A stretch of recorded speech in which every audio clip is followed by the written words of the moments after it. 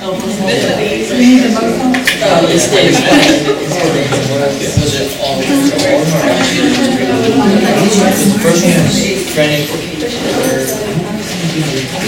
this is one of the links that you have in your notes, and it shows the cardiac cycle. And when you're talking about the cardiac cycle, it's talking about systole, diastole, and all the events that occur during systole and diastole. So there's just a couple things I want to point out during this. Number one, when you're watching the heart fill and contract, you learn a lot that words can't really express. So we're talking about the atria being the filling chambers, and during the ventricles relaxing, it pulls the valve open so that blood can flow in. But then there's a little bit of atrial contraction that pushes a little more blood into the ventricles. Then when the ventricles are full of blood, it pushes the valves shut. So I'm pointing to one ventricle, but both are doing the same thing. So you can see that by looking at this picture. The other thing I wanted to point out is when we're talking about cardiac conduction, and I thought I was giving you something a little easy, but I guess it confused a lot of you when you had to list the conduction through the heart. When you're looking at an EKG tracing of cardiac conduction, you see the ventricles depolarize, so all the muscles on the inside become positive. And once they're positive, now they can contract. So when you're looking at an EKG and seeing this cardiac conduction, you're not seeing the heart contract. So you would need a catheter inside the aorta in order to see what the pressures are. And that's what this is doing. It's looking at aortic pressures. I'm going to try and stop it on the QRS. And I don't play video games, so my reaction time is terrible. Oh, it didn't stop. It's right next to The box. The square. The square, this one? There you go.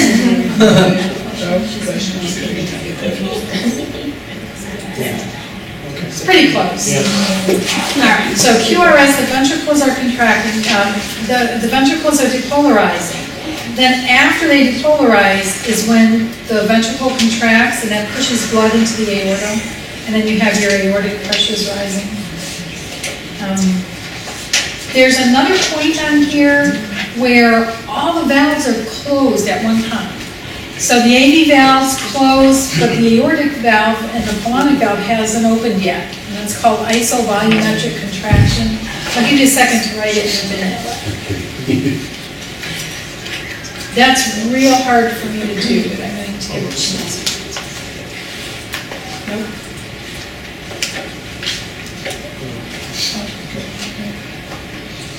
Nope. All right, so there was a point right before this when all the valves were closed, and it just gives the ventricles a chance to contract against the closed valves, and that increases the pressure inside the ventricle a little bit right before the valve opens and pushes out the blood. So they call it like a kick. It gives the ventricles a little kick to push the blood out. So that's some things that you can look at when you're looking at the cardiac cycle.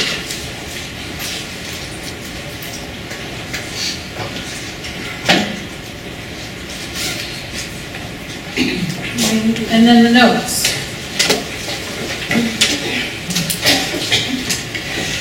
The only thing I have written down is there are several events happening at the same time. Cardiac conduction occurs before contraction of the heart. Do you want to write that, or is that something you already know? Yeah. You want to write it, or? Do you want to record? Yeah. It's recorded. Okay, good. All right, so cardiac conduction occurs, and then after that, the heart contracts.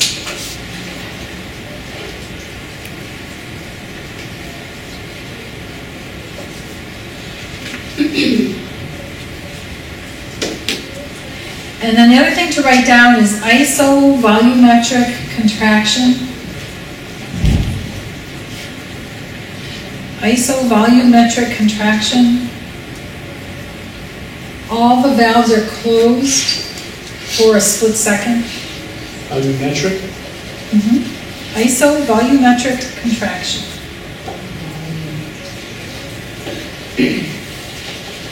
All of the valves are closed for a split second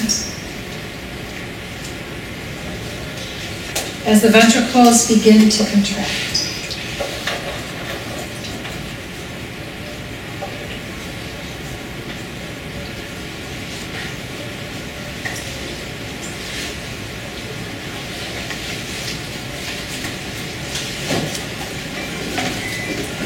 All right, and then looking at the blood vessels, so after the heart, blood is pumped into the vessels.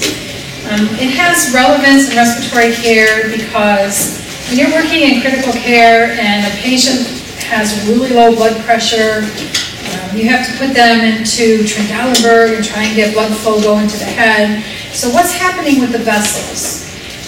The other thing is learning about the different drugs that are given. Some drugs dilate the veins, some will cause the arterial vessels to constrict. So to understand how all those drugs work, you just need a little background of the arterial and venous vasculature. So that's what we'll talk about now. And some notes to write. Blood flows from large vessels to small vessels, obviously. So blood flows from large vessels to small vessels.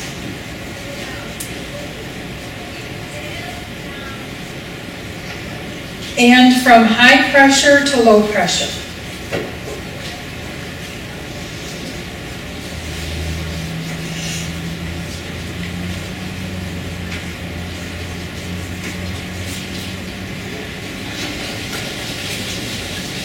So in the aorta, if you measure the pressure inside the aorta, when the heart contracts and it pushes a bolus of blood into the aorta, the pressure is about 120 millimeters of mercury. But then as blood flows down the aorta and starts going into smaller and smaller arteries, arterioles, the capillaries, the pressure in the capillaries is about 10 millimeters of mercury. So a huge difference in pressure as the blood is flowing from the aorta into the small vessels. So blood flows from large vessels to small vessels and from high pressure to low pressure. You got that? And then the increase in the number of vessels,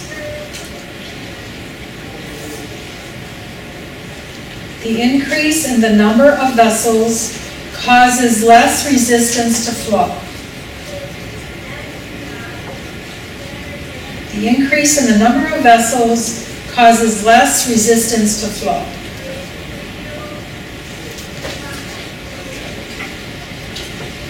And that was just the same as when we were talking about the conducting airways in the lungs, how there's a lot of branching. And you would think when you get down to these little tiny airways that there's going to be a lot of resistance trying to get air through these little tiny vessels. But because there were so many, there was actually very little resistance in those small bronchioles as air was passing through. So same thing with blood vessels. As you get down towards the capillaries, because there are so many, there's very little resistance to flow. That's not what causes resistance. So what's the difference between arteries, arterioles, and capillaries? And it tells you in the notes. Arteries are conducting vessels, so they're just getting blood to certain areas of the body. They're very large, they're elastic, and they're low resistance. So if they're elastic, when there's a bolus of blood going in them, they can actually stretch that bolus of blood and then they recoil. Arterioles, so that's a smaller artery. They're considered resistance vessels, and they do have smooth muscle in the walls. So the smooth muscle in the arterioles can contract, and when it does, it's going to shunt blood away from an area. So if you're digesting food and you need blood to flow to your intestines to extract the nutrients from all the food you're eating, now you've got those arterioles relaxed. You've got good blood flow going to the intestines. But then when you're not digesting food, when you're sleeping or running or doing whatever, now you don't need as much blood flow going through those small arteries or arterioles. So the smooth muscle will contract and that'll kind of push blood into areas where it's needed. So that's how the body controls where the blood is going to flow. So it's the smooth muscle in the arterioles that vary the resistance to the blood flow. And then the capillaries are tiny, 7 to 8 microns in diameter. And what's interesting with capillaries is the membrane is semi-permeable. So that's how the exchange of nutrients can occur, waste products. Do we lose electricity? Yes. The computer must have a battery in it or something. And we're still recording? Yeah, because that probably has a battery. And that has a battery too? All right, until this dies, let's just keep going because you have your notes in front of you. I know you guys are tired. You're probably not even hearing a word I'm saying. And you're counting on that camera to capture it so you can listen later. So we'll keep going. So for the semi-permeable membrane, you can write that oxygen and carbon dioxide exchange with the cells in the body. So the semi-permeable membrane, you can draw a line. It allows oxygen and carbon dioxide, or O2 and CO2, to write it quickly, to exchange with the cells in the body.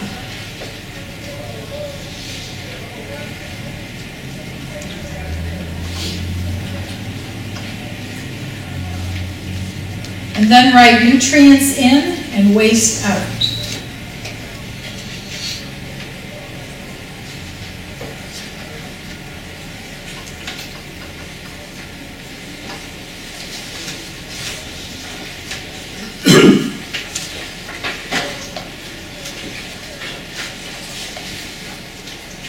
It gets boring without a picture to look at, doesn't it?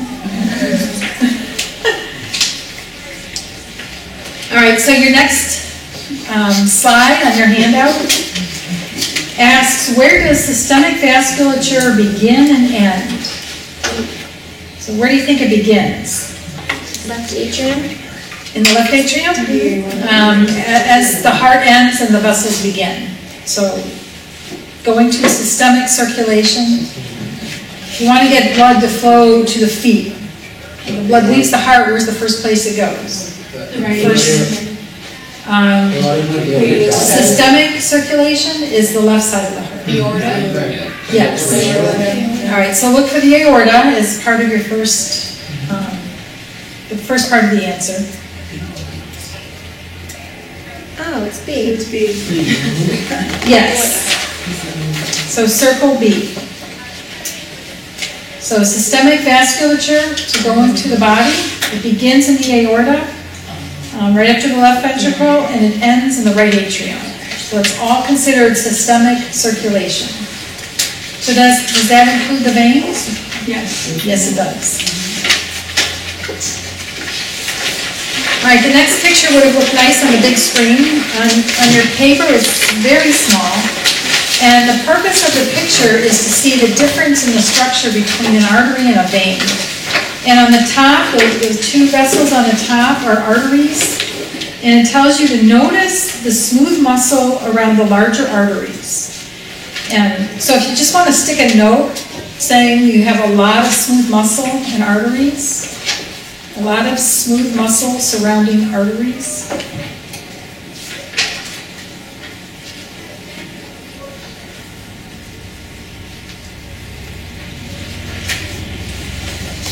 And so having a lot of smooth muscle around the arteries is going to give the artery some tone. So it can tighten, and if it does, that's going to divert blood flow away from an area.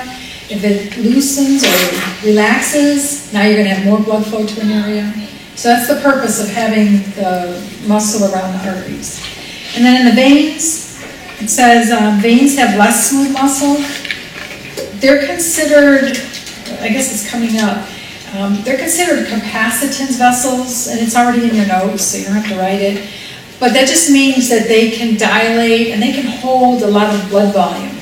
So if blood volume isn't needed in any particular organ, then more of the blood is in the veins. The other difference with the way the veins are designed, they have one-way valves that keep blood from moving back to the heart. No, didn't say that right. They have one-way valves that prevent blood from moving backward in the veins. And this encourages blood to continuously move towards the heart. Is that in the legs only, or is it All the veins. all the veins? Yeah, so the veins in the legs, as we get older, the valves tend to not work as well, and you get dilation of some of the veins, and you can see them in your legs, and it's from the valves not functioning as well, and then the actual veins themselves begin to dilate. So you said the one-way valve keeps the blood from moving back to the veins? Backwards in the vein, yes.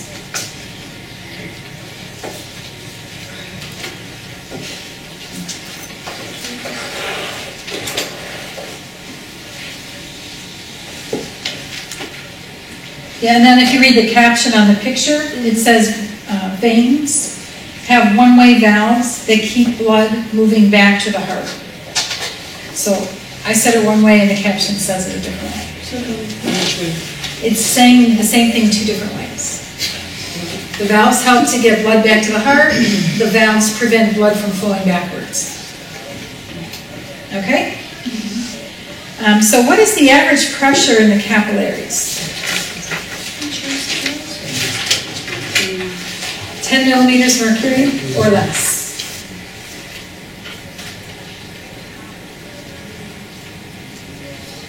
I think Egan or Beachy says between 10 and 16 millimeters of mercury for the capillaries, but again, one number is easier to remember.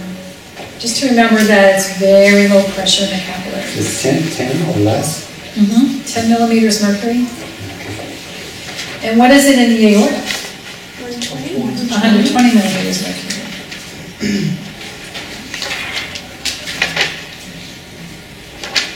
And then the next question asks, how is blood flow regulated through capillaries?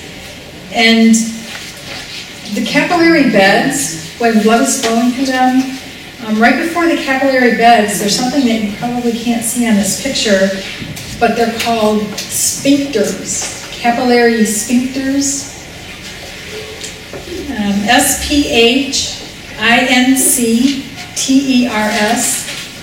capillary sphincters, control blood flow in the capillary bed.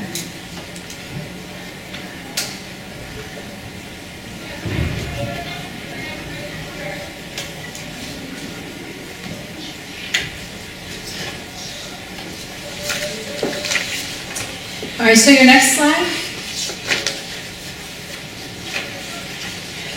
It calls the veins the capacitance vessels. So did that make sense when I described them?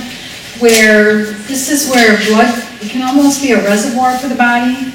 If blood doesn't need to flow to the muscles or to the intestines to digest food, then the veins can dilate and become a place like a reservoir for the blood. Do the arteries dilate too, or no? The arteries will dilate only to increase blood flow to an area. Is that what capacitance means? Capacitance, yes. Capacitance? Has the capacity to carry extra blood. Oh, okay.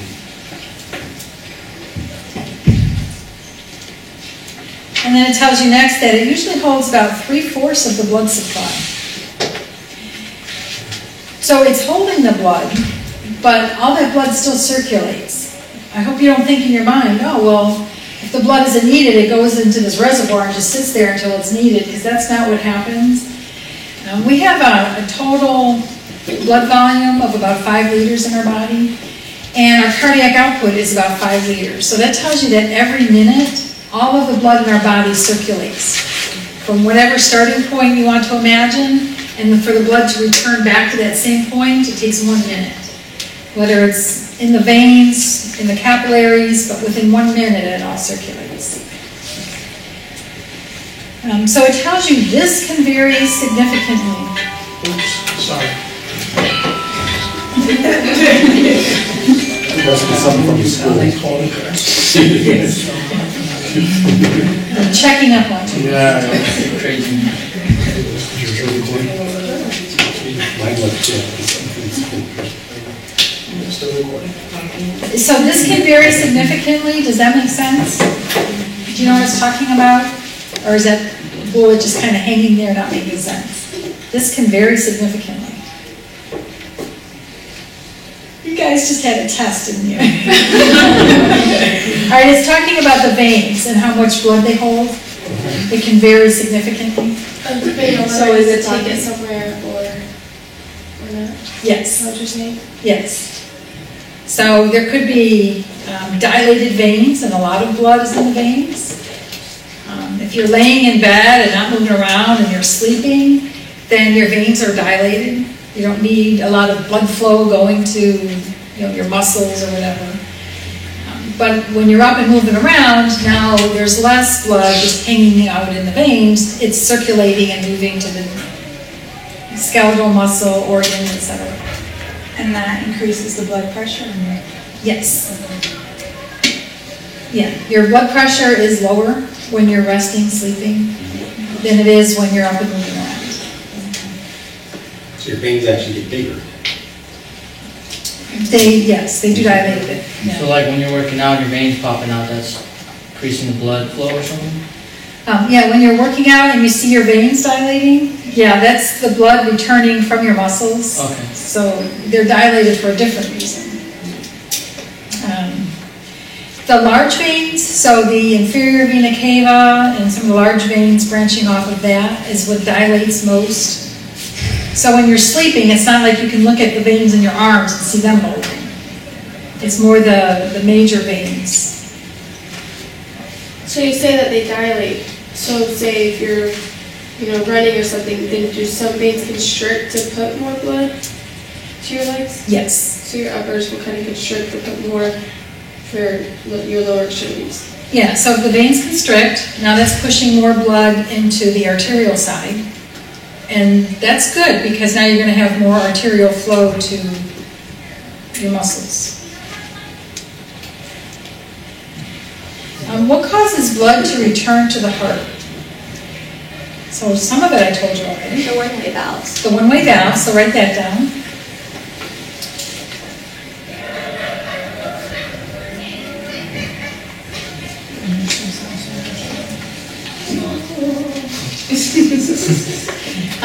The second thing is muscle movement.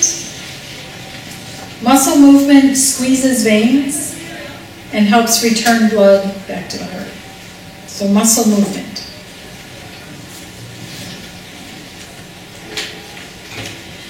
So muscle movement is lacking in patients that are bedridden. When they're laying in bed all the time and they're not contracting their muscles, blood tends to pool in the veins.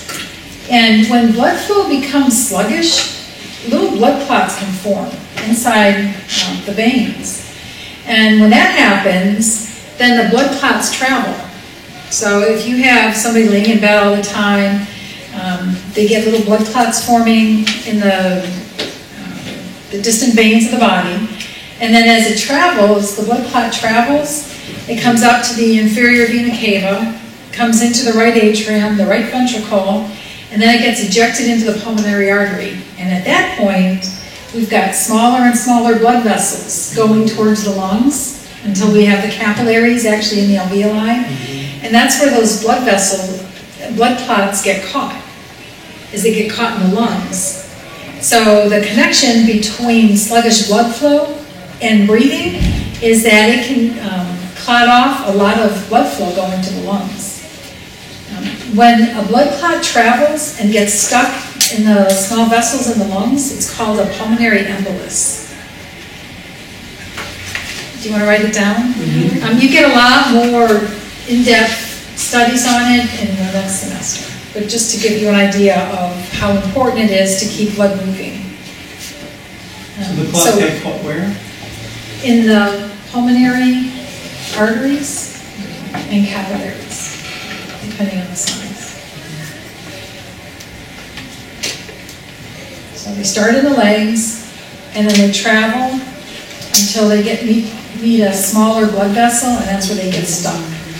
In the pulmonary artery and capillary? Yes. Yeah, depending on the size. All right, so you wrote one-way valves, you wrote muscle movement, there's more. Okay, write down thoracic pump. Thoracic pump. This is another way to get it back to the heart.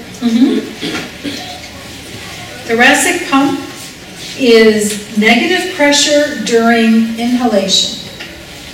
Negative pressure during inhalation.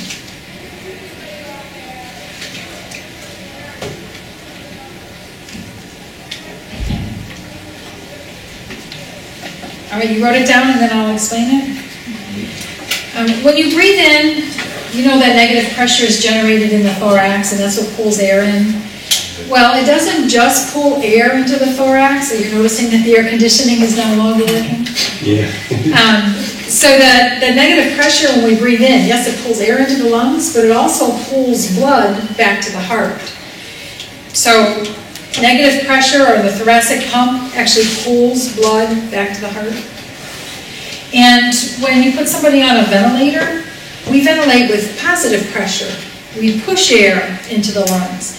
So instead of there being a natural, breathe in, negative pressure, blood flow comes back to the heart, now you're pushing air into the lungs and you don't have that negative pressure pulling blood back to the heart.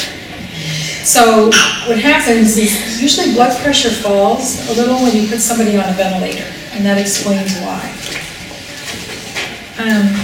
But you wrote down negative pressure during inhalation. Do you want to add to that? Pulls blood back to the heart, I guess, would round it off, make it have more sense. So negative pressure during inhalation pulls blood, P-U-L-L-S, pulls blood back to the heart.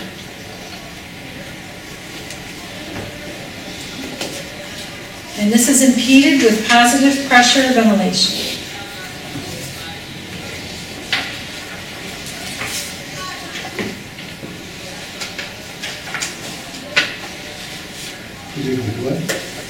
Impedes positive pressure, impeded by positive pressure ventilation. Inhalation or exhalation?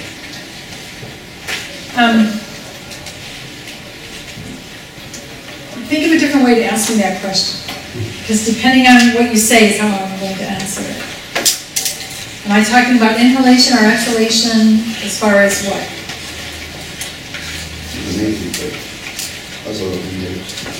Yeah, negative pressure is normal. It's the normal way that we breathe. There's negative pressure in the thorax and that pulls blood back to the heart. But that doesn't happen once we put somebody on a ventilator, because we use positive pressure ventilation to get the air into the lungs. So that impedes blood flow back to the lungs when they're on a ventilator. Yeah, so I don't know how that's going to fit into the sentence that you're writing, but that's what happens. So that drops the blood pressure, but it's still okay. Yeah, and then if it's not okay, then usually there's an IV in, and fluids are given to get the blood pressure back up. Drugs can be given too to get the blood pressure back up if that's necessary.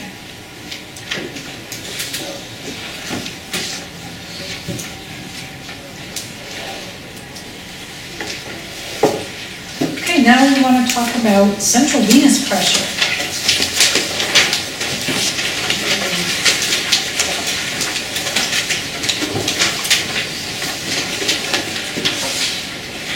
It's possible to put a catheter into the right atrium. Usually it's threaded through the subclavian vein, right underneath the clavicle, and then the catheter sits in the right atrium. So from that catheter being in the right atrium, it's possible to hook it up to a pressure transducer and read the pressure in the right atrium. And that's helpful for knowing a couple things. If a patient is fluid overloaded, then that's going to be a high number. If they're dehydrated, they don't have enough blood volume, that's going to be a really low number. So that's the reason why we look at right atrial pressure. And then it has two names. So when pressure in the right atrium is monitored, it's considered central venous pressure because you've got superior vena cava, inferior vena cava draining blood into the right atrium. So it could be called central venous pressure. And what the pressure is once those two veins come together. Central venous pressure or right atrial pressure. it tells you a normal value is between 2 and 6 millimeters of mercury. Is it negative or positive? It's positive. Okay. That looks like a negative 2. Yeah, it does. Do you want to scribble through it so you don't get confused? Maybe the word is would be better than a dash. Normal value is +2 to +6 millimeters of mercury.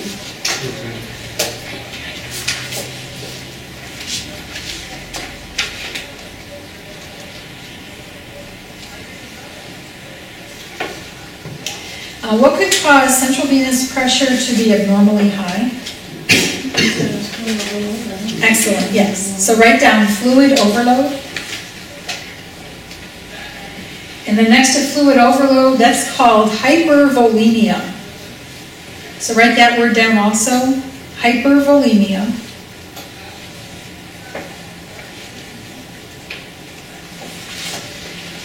And then write this down as another cause for a high CVP. The heart's failure to pump effectively. The heart's failure to pump effectively.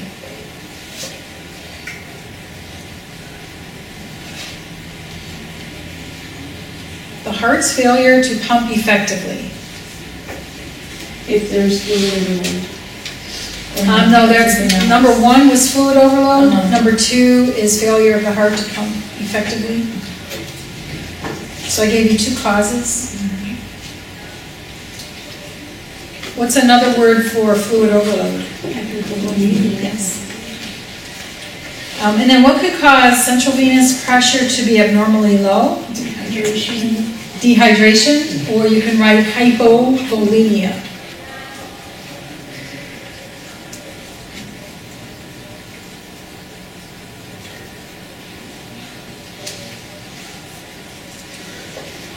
And then I need you to squeeze in something else in that slide. Preload, the definition for preload, which you had to look up when you took your quiz. Yes. Everybody got their books and started going through it frantically. We didn't cover this in class. So preload is the amount of volume in the heart before it contracts.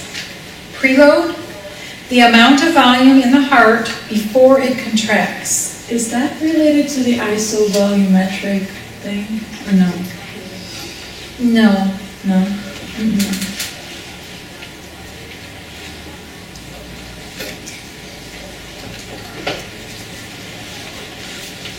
And then so you wrote the amount of volume in the heart before it contracts. And then write more volume equals more pressure. More volume equals more pressure.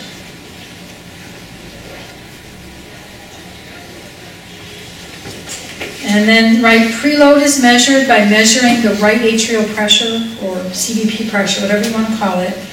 Preload is measured by measuring right atrial pressure.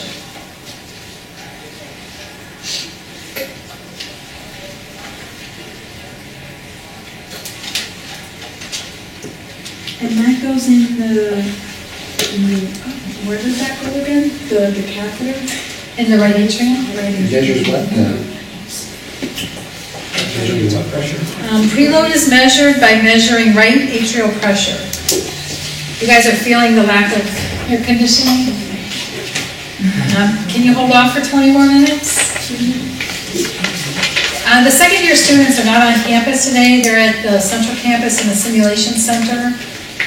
And so there's not going to be a second year student coming in today. I don't think you guys need any tutoring after a test anyway, right? Okay. All right, so you wrote down what preload is. All right, next is systemic blood pressures. For systolic pressure, and you can write inside the box because I'm going to give you a bunch of notes for this square. So you'll need to write inside the box also. For systolic pressure, this is pressure in the arteries when the ventricles contract. It's pressure in the arteries when the ventricles contract.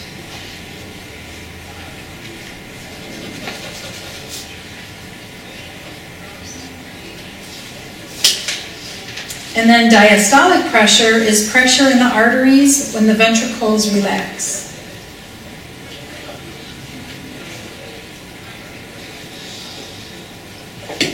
Can you say that again? I'm sorry.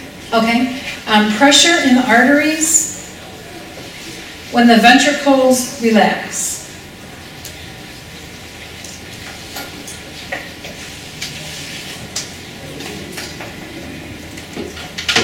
And squeeze this in. This pressure is the result of the vessel walls. For diastolic? Yes. Yeah, diastolic pressure is the pressure, the result. This pressure is the result of the vessel walls.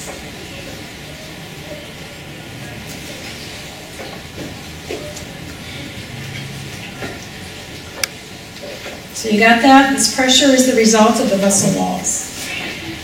So when we take a blood pressure, we get two numbers. Our first number, the high number, what is that? Systolic. The systolic pressure, and then the bottom number is the diastolic pressure. And what is a normal blood pressure for an adult? 120 over 80, and what are the units? Mercuries per, and then millimeters per mercury. That's it, millimeters per mercury, of mercury, mmHg, millimeters of mercury. So 120 systolic. Yeah, 120 over 80 is considered normal. Which one's the top one's the? Systolic, okay.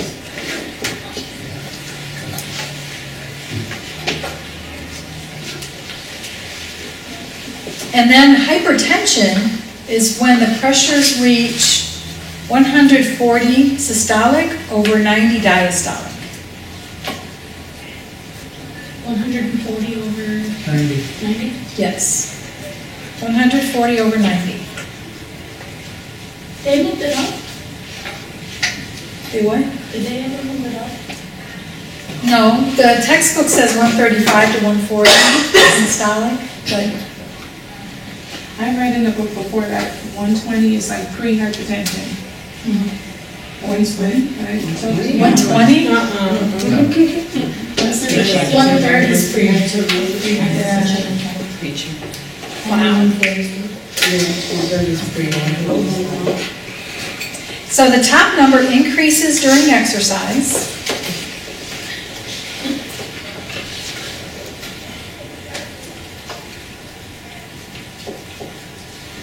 The bottom number increases, am I going too fast? The top number increases during exercise. The bottom number increases due to stiff vascular walls,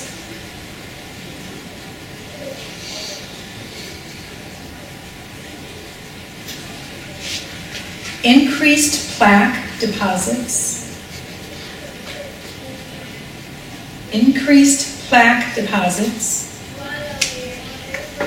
and third, chronic stress.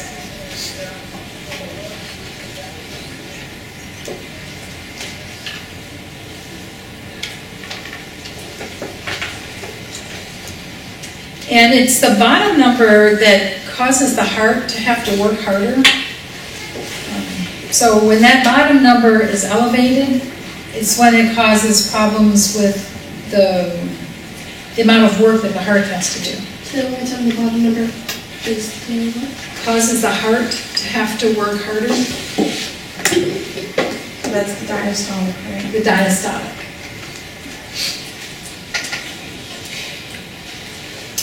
Okay, there's more notes. I don't know where you're going to fit this. Maybe on the next slide.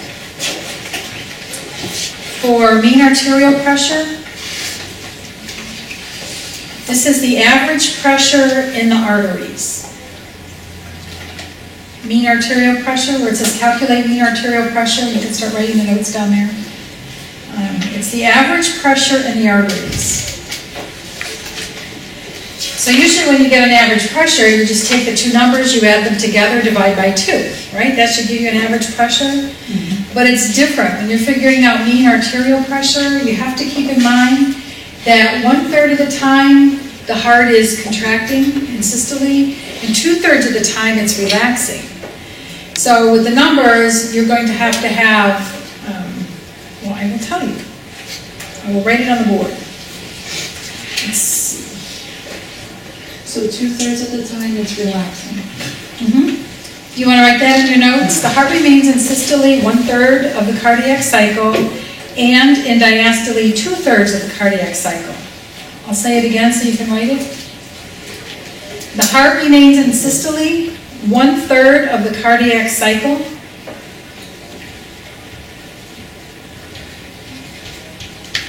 and in diastole 2/3 of the cardiac cycle.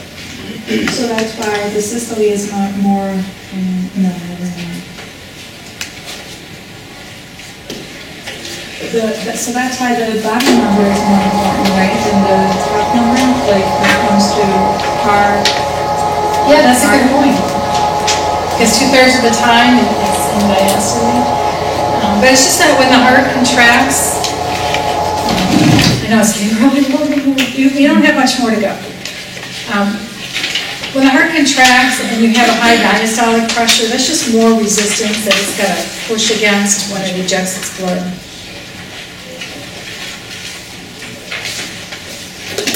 All right, so it tells you on your slide, MAP equals systolic pressure plus 2 times diastolic pressure over 3.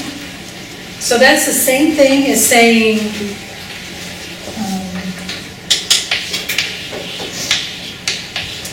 1/3 systolic plus 2/3 diastolic.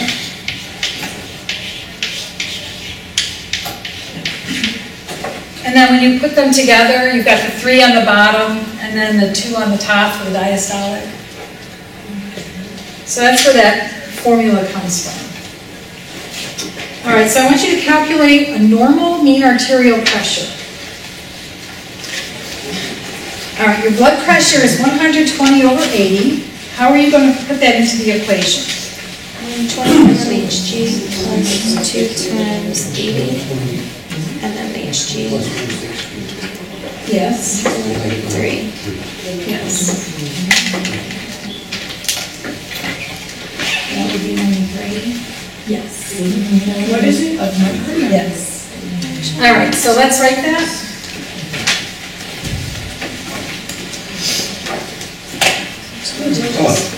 I'm so sorry. Should have said something. All right, so I asked you what is the mean arterial pressure? If the blood pressure is 120/80,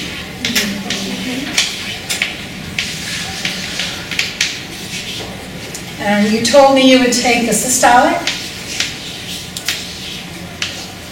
add 2 twice the diastolic, and divide by 3. So it's 120 plus 160/3 on your calculator. 93. 93.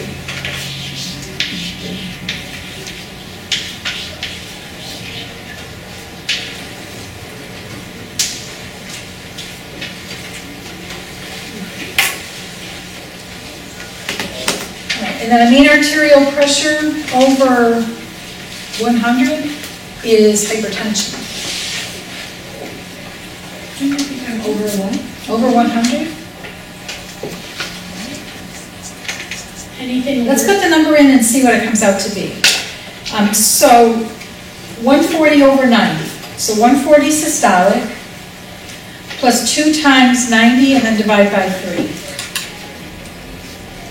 Does it come out to be 100 or more? It's 100? more than 106. 106? Oh, okay. All right, so 106 is considered hypertension. When you have a mean arterial pressure, 106 millimeters of mercury and higher, that's hypertension.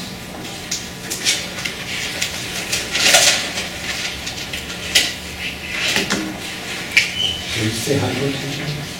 Hypertension? You said over 100? 106? Over 106? Yeah, so 140/90 is hypertension. So what would be the mean arterial pressure if your blood pressure is 140/90? And we just calculated it, it came to 106 millimeters mercury, would be the mean arterial pressure with hypertension. 80 is over 100. Yeah, whatever number you want to use. If you want to use 100, 106, so either one.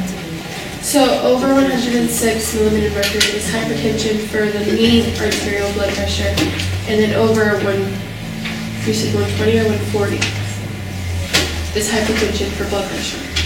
Hypertension is 140 over 90, which calculates out to a mean arterial pressure of 106 millimeters mercury.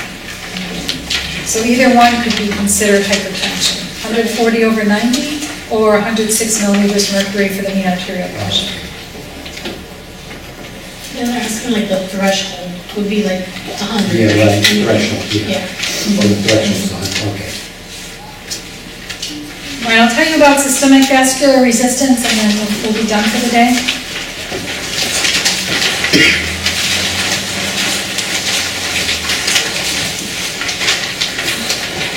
This formula is used a lot in the ICU to look at a couple things. When the systemic vascular resistance, which is the beginning pressure in the aorta, minus the ending pressure in the right atrium are subtracted from each other, you can find out what the resistance is in the systemic vasculature. Somebody who is in septic shock, which I'll explain a little in more detail coming up, but their blood pressure is really low. But why is it really low? So to have the number, the systemic vascular resistance, kind of helps put the whole picture together when you're trying to figure out what's wrong with the patient. So because you're working in the ICU, you just need to be familiar with this. In the open heart unit, when patients have open heart surgery, how are they doing after surgery? What is their systemic vascular resistance? So that's where that number comes into play. So beginning pressure minus ending pressure. So looking at the formula, do you see where it says MAP minus RAP? Can you figure out what that means? The means of the atrial pressure? Arterial? Arterial. Okay, so mean arterial pressure, what do you subtract from it? Right atrial pressure. You divide by the cardiac output, and then you multiply by 80. 80 is what converts it into units of resistance, and they're really unique units. They're dynes per second per centimeter to the minus 5. That's the units of resistance. When you're reading in the textbook, it goes through systemic vascular resistance without converting it by multiplying by 80, but I want to teach you how they're doing it at the hospital. So you get used to the numbers that you come up with. So you're going to be multiplying by 80. And it says a normal systemic vascular resistance is between 900 and 1400 dynes per second per centimeter to the minus 5.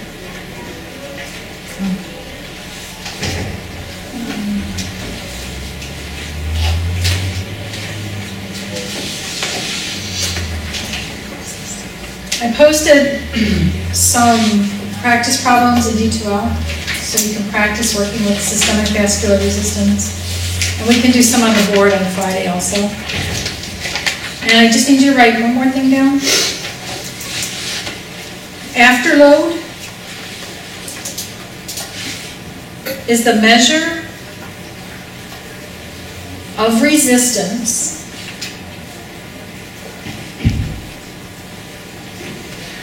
against which the heart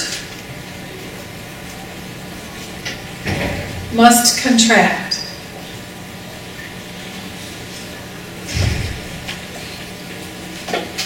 All right, so do you think afterload would be increased or decreased if the systemic vascular resistance is 800 dynes per second per centimeter to minus 5? Do you think that's high afterload or low afterload? What does CO stand for? I'm sorry. Cardiac output. Thank you.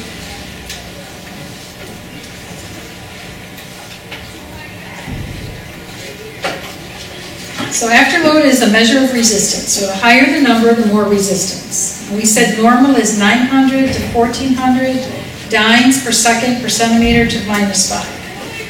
So would a patient have increased afterload or increased resistance or decreased resistance if their SPR is 800 dynes per second per centimeter to -5? Right, lower number, decreased afterload. Higher number, increased afterload. Question there? Is, for the SVR, is that whole equation over cardiac output, or is that separate? Is the time of day separate? Oh, I didn't mention cardiac output tonight. It belongs there. Every time you do the formula, yeah, you divide by cardiac output. I'm saying is the numerator mean arterial pressure minus right arterial pressure times 80, is that all over cardiac output, or is it time of day separate? You can do it on the top, or you can do everything and then multiply by 80 afterward, and you get the same answer. Okay. Yeah, so it can be on the top, or you can do everything and then multiply by 80, and you get the same answer. Okay? You want to go outside and cool off?